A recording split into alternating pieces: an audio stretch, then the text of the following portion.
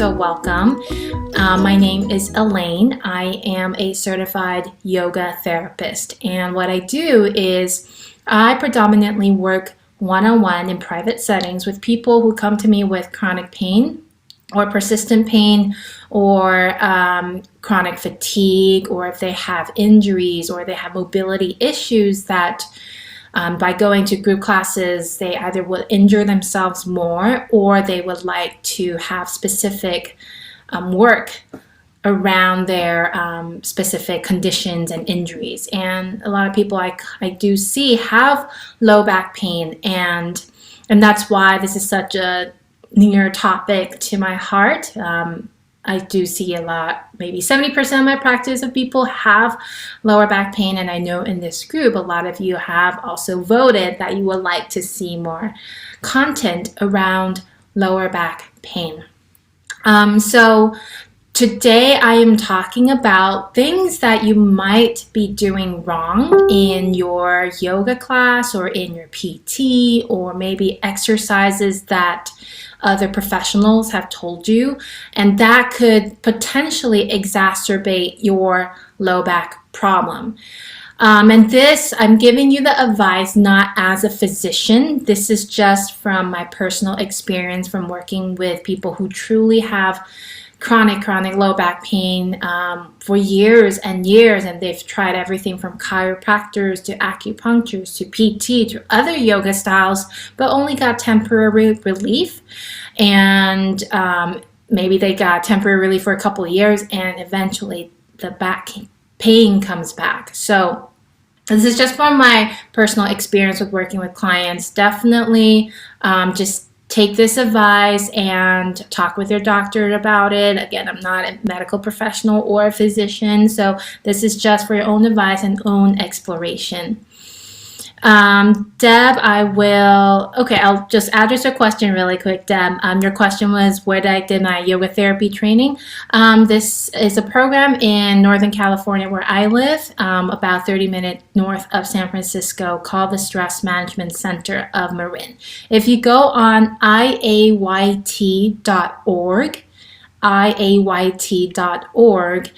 you can go look for yoga therapy schools in your local region. And now yoga therapy is still kind of a budding profession, so you may not find trainings as close to you as just a 200-hour teacher training, which is paid basically in almost every city now. And in where I live, San Francisco, it's like every other studio has a yoga teacher training.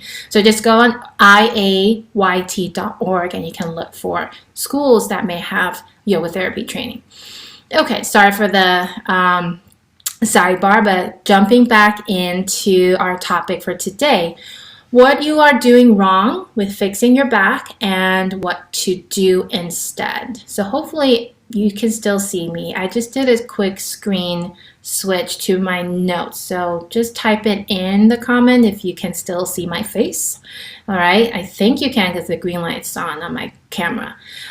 So what you are doing wrong with fixing your low back and what to do instead. So you're here because you've tried PT and other strengthening exercises or stretches and movement practices that have been suggested for you for your low back pain, but without lasting success. Or you might be here because these exercises that were recommended for you that's supposed to help actually exacerbate and aggravate your low back pain. Maybe you're here because you hear that strengthening your core is helpful in relieving low back pain, but every time you do core exercises or ab strengthening exercises, you seem to hurt yourself even more again. Or lastly, you're here if you've gone to chiropractors, massage, and acupuncturists and really haven't found a lasting solution for your condition and for your symptoms. So any of these, you will find today's class content helpful. All right, so it looks like you can still see me. All right, great. So what are some of the common exercises that people commonly see or get recommended when they have low back pain? So these are things like And I will demonstrate these as well. Sunbird pose, or what we call bird dog. This widely common in PT world as well as in yoga classes. Cobra, again, yoga pose, but also widely used in the PT world. Bridge pose, another yoga pose, but widely used in the PT world. Superman pose, or sometimes in yoga we call it Shalabhasana or locust pose, and PT world they call it the Superman pose. And lastly, any kind of core and abs exercises. So these are common exercises that you get referred or recommended by your health professional. So I'm going to demonstrate each of these poses for you briefly here and tell you why they might be counterindicated for someone really with chronic and acute low back pain. So the first one is Sunbird pose. And you may recognize this. Let me just switch over. So Sunbird pose or bird dog, you'll see something along like this. You know, you're raising one leg, one arm, one leg, one arm, and sometimes there might be a variation where you bring your knee and elbow into touch. Okay, so this might aggravate because someone doesn't know how to really use their abdominal and core muscles yet, and therefore going back to using back muscles, which are already really tight and tense, and therefore further aggravating any tension and pain in the back. So this is not productive because if you don't know how to use the core muscles, you'll just end up using your the same patterns in your back muscles, which most of us do a lot more of. We're so used to just using the back muscles, which are strong muscles, but they can't take all the load. Okay, they can't take all the load. You have a dominant as one. They need to be partners. So that's the first one that I see commonly that could aggravate low back pain even more. The second one is bridge pose. So often you see something like this. You're lifting your hips up and you may stay, or maybe you go up and down a few times. And while yes, it can also help strengthen your core and your back and stabilize your hips, strengthen your hips in general. Again, if someone doesn't know how to keep the back more relaxed and have the core come into support, then someone with back pain will end up doing more like thrusting the hips up and jamming into the lower back, which again is not helpful at all for someone with low back pain. Let's check in if there's any questions so far. Everyone who joined. All right, so the next one I'll demonstrate is Cobra and Superman pose and why these poses and exercises might be counterintuitive and contraindicated. Okay, so Cobra looks something like this. Or you can do a smaller version like this. And as you can see, if you're weak in the arms and weak in the core, you might find that this angle in your back, even just a little bit in the back, can feel like it's compressing and jamming into the lower back again. If someone doesn't know necessarily how to, again, engage the front abdominal muscles to help support the back as well. And they already have really strong and tight back muscles. They'll just go back to using their lower back and glutes, which I see a lot. I see a lot of people when I teach them Cobra, it's so hard for them to really find their core. And I can see they're just overly exerting through their back muscles again and again. The fourth one that I see commonly done, exercises that are commonly recommended for back pain, is Superman pose. So it could look something like this, or it could look something like just opposite arm and leg. So like I've said again and again, all of these, if you don't know how to find the support here, you're end up going to crunch into your low back, which is very, very common. Okay, and then lastly, any kind of core ab exercises, even sit-ups. like this. Again, if you can't isolate between your abdominal muscles and your back muscles, doing sit-ups can strain your lower back, believe it or not, okay?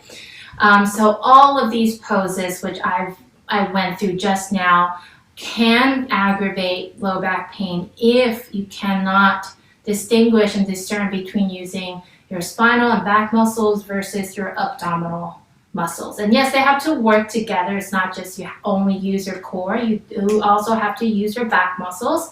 But this leads me to the next point of this live class today, what to do instead.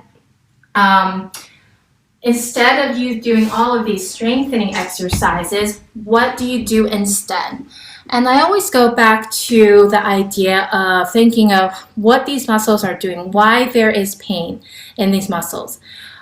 Pain usually is a contraction, a tension in your muscles. So let's just say, and you can do this with me, let's just say, let's imagine this is a muscle group, okay, and just hold your fist really tight. And pain in the body is usually a contraction. So contraction means the muscles are exerting effort, you're squishing in. This is a contraction right here, okay? So you're squeezing pretty firmly. Okay, we're going to come back to this. So pain is a contraction of the muscles because your body's trying to perhaps protect something. Maybe you had an injury there before and the muscles just kind of get a little tighter around that area to act as a protection.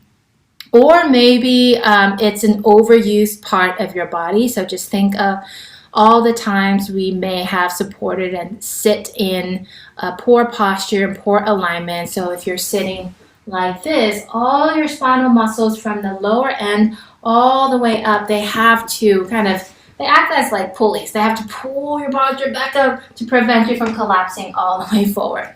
Does that make sense? So back muscles, if you're sitting like this, they're pulling so hard so you don't collapse forward. So overused muscles can also be in a constantly contracted state like this. So again, pain in the body usually is muscles and connective tissues in a contracted state where they cannot relax. Okay, so by now you're probably starting to feel your thumb or your fist kind of numbed.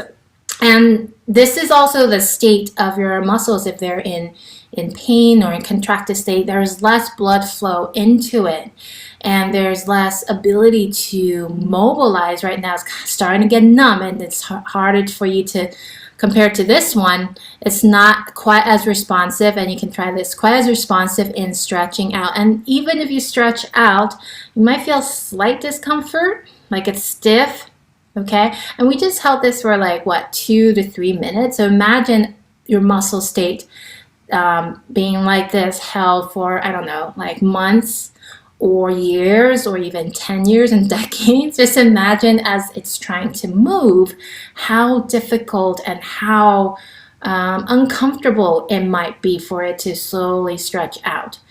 So going back, now that you have this concept, going back to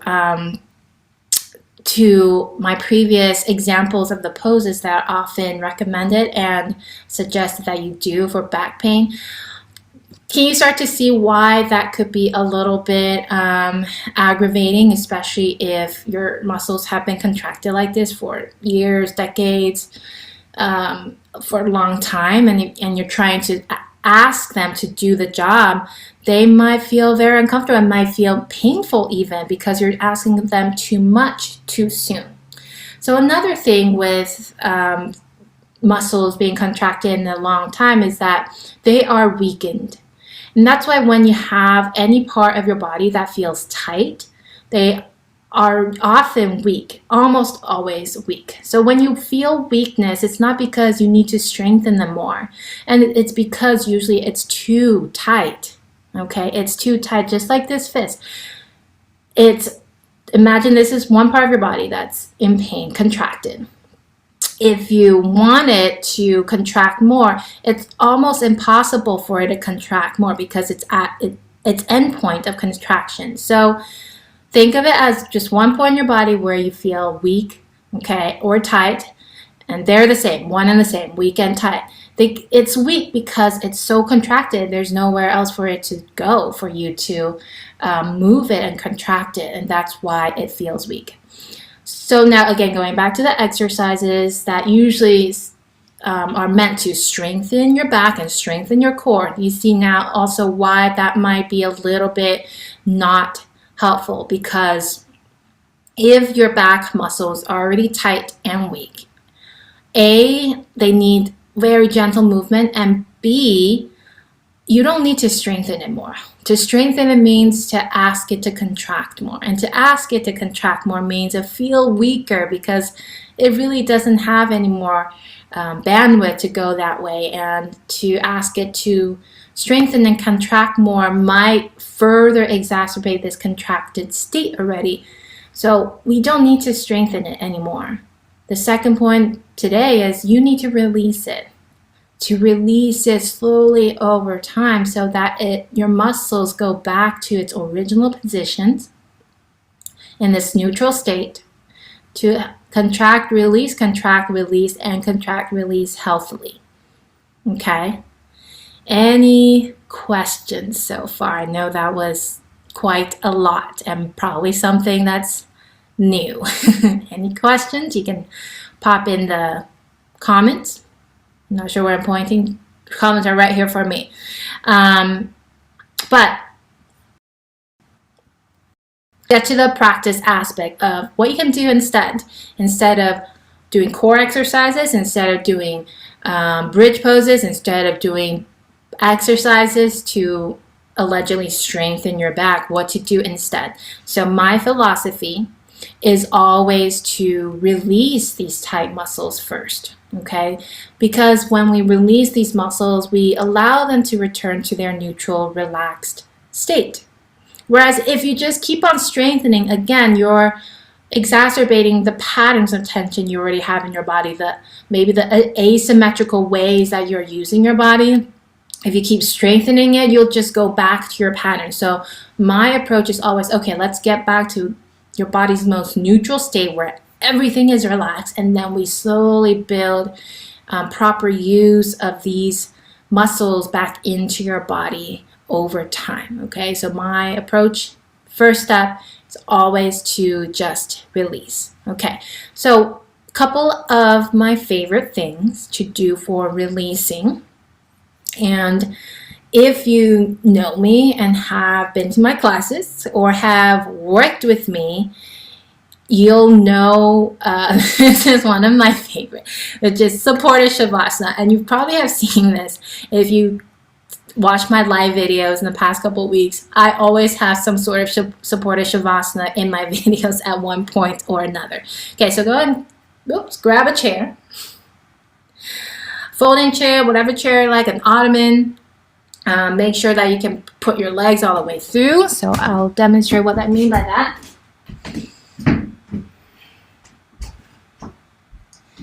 Okay, so you lie down with your legs supported on the chair.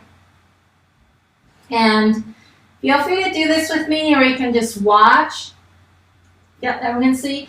Feel free to do this with me, or you can watch and kind of take notes if you like, and then you can then watch the replay to practice with me. But basically now I'm going to walk you through just a very accessible and simple practice and sequence to help release back pain. And this helps it when you get acute flare-ups. This helps if you have tension after a day of sitting or standing. This helps if you have chronic low back pain, okay? Any sort of back pain, because this is very neutral position. This is a very accessible position that helps soothe not only the muscles in your back, but also the nervous system. And when your nervous system starts to dim down, your body reflects that too. It reduces its inflammatory signals.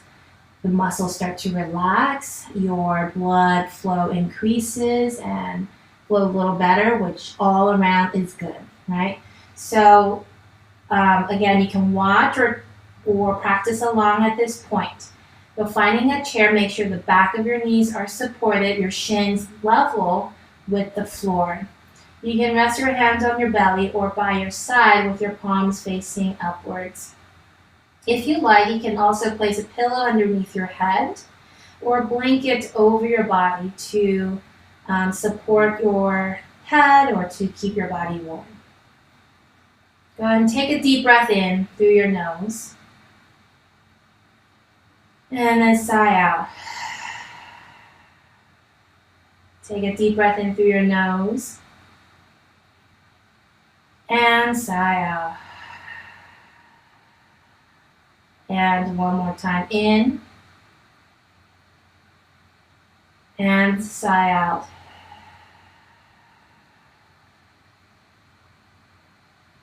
And just let your body weight sink into the support that you feel. Bring your awareness down into your feet and your lower legs and become aware of the chair that your lower legs and feet are leaning into. Bring your awareness to your hips and your low back. And notice the support, the floor, the earth that you are leaning into. Bring your awareness to your upper back and your shoulders. And notice the floor, the earth that your upper back and shoulders are leaning into. Bring your awareness to your neck and your entire head.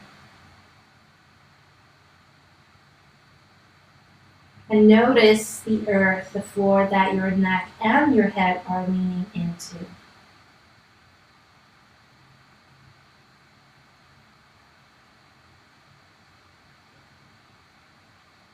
Notice the support from the earth.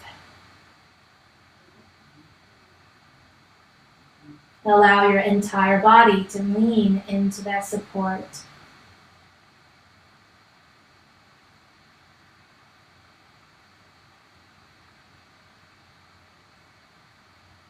And continue with easeful breaths. But now imagine that you can breathe in from the crown of your head, down your spine to your pelvis.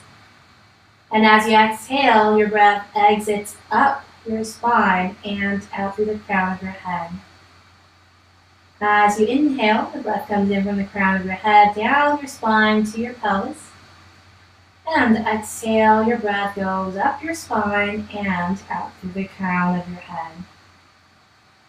So this is what I like to call spine breathing. So continue with that imagery of your breath coming in from the crown of your head, down your spine to your pelvis. And as you exhale, goes up your spine and out through the crown of your head. So continue with that imagery a few more times, as if your breath served as a gentle massage through your spine.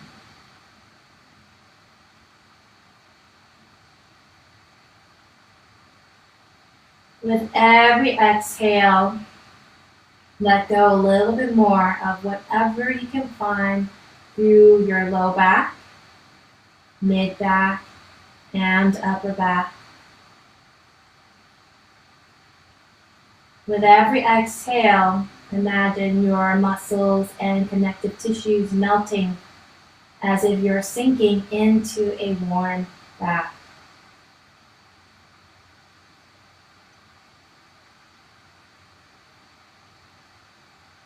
Continue for a couple more.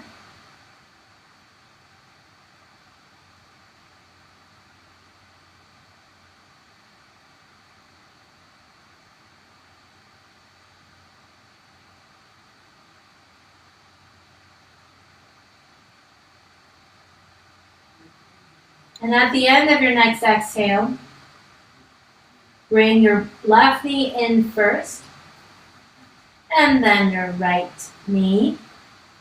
Okay, so one tip always is that when you are moving your legs, do so one at a time. Legs are very heavy, And instead of kicking them in or pulling them in or swinging them around all the time, do so one at a time. Okay, your legs require great amount of strength from both your core and back to move. Okay, so if your core is not sufficiently supporting you, your back is not sufficiently supporting you, do so one at a time so it's less strain. Okay, so once you have brought your knees in one at a time, just hold them side by side like so. And let the weight of your thighs lean into your stomach. This will also provide a very gentle stretch through your low back and hips. Take another breath here. And as you exhale, roll to one side. So watch the meticulous way that I am moving my body to come up into a seated position. Okay, moving to one side and then using my arms to press myself up. Again, so that will keep the back more supported, more kind of stable, instead of if you were to, say, kick your legs up and pulse yourself, rock yourself up to seated position, okay? So always rolling to one side, that will be more stable, and then using your arms. All right, so you can now remove the chair off to the side. We'll do one more thing on the hands and knees. And this is more from a Vinyasa yoga tradition. It's a kind of a gentle, repetitive motion. If you're not sure what Vinyasa yoga is, you can take a quick search. It's another therapeutic form of yoga. So you're going to come onto your hands and knees with your hands a little bit further in front of your shoulders. So you're not completely like this, okay? Your hands are slightly further in front. As you exhale, bring your elbows down and hips back towards your heels. And don't worry if you can't get your hips to the floor or your head to the floor. Just go to a point that feels comfortable. And when you inhale, bring yourself back up, chest forward, straighten your arms. And then exhale, slightly round through your back, lower your elbows down, and then bring your hips back. And then inhale, stretch your chest forward, and press up onto your arms and hands. Then exhale, round. It's almost like you're making a circular motion. Elbows down first, and then hips back. And then inhale, stretch your chest forward. Press your arms out. I'll do one more time, and I'm going to show you a modification. Okay, so say even as you move back this far, you're starting to feel sensations, discomfort, tightness down through your low back, then that's where you stop, okay? Don't try to force yourself all the way back, even if your body can, but your pain signal going up the roof, don't do that. You want to go to a point right before you start to feel that uncomfortable sensation. So if you need to, you can also bring your elbows down to help support and just kind of hang your hips about a third, quarter, an eighth of the way back, just to a point right before you feel the uncomfortable sensation. And then you come up, inhale. And then exhale. The point right before you feel the sensation. And then inhale, come back up. Okay, so going just as far back as the signal is telling you, even if you can't go that far, because we want to gently introduce movement and allow your mind and your nervous system and your brain to know that you're not going to do something stupid to further hurt your body part. Okay, you want your nervous system and your body to trust you again by just kind of giving that space of, okay, I'm just going to pause right there, stop right there, right before the pain signal is going to start. Then you can start to build that rapport, build that relationship with your nervous system and your body again. And after a while, you might find that, okay, next week I can go a little further without pain. So this is a whole psychology and education chronic pain, which I can get a little bit more into at another class. So drop a yes or thumbs up in the comments below if you want to hear more about the psychology of chronic pain. So I'm going to finish up this one more here, stretching back in just as far as is comfortable for you, and coming back up. Okay.